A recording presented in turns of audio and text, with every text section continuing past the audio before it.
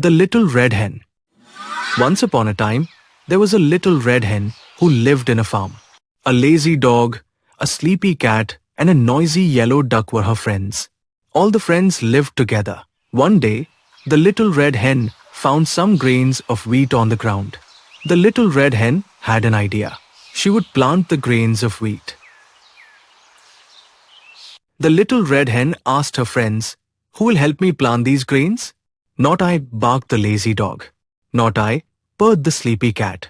"Not I," quacked the noisy yellow duck. "Then I will," said the little red hen. So, the little red hen planted the seeds all by herself. When the seeds had grown, the little red hen asked her friends, "Who will help me cut the wheat?" "Not I," barked the lazy dog. "Not I," purred the sleepy cat. "Not I," quacked the noisy yellow duck.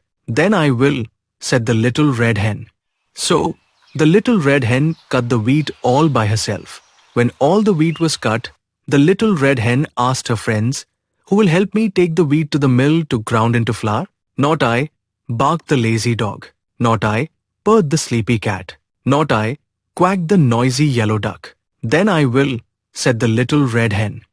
So, the little red hen brought the wheat to the mill all by herself, grounded the wheat into flour, and carried the heavy sack of flour back to the farm.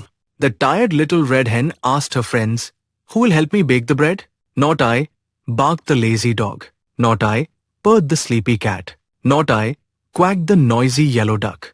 "Then I will," said the little red hen. So, the little red hen baked the bread all by herself. When the bread was finished, the tired little red hen asked her friends, "Who will eat the bread?" "I will," barked the lazy dog. "I will," purred the sleepy cat. "I will," quacked the noisy yellow duck.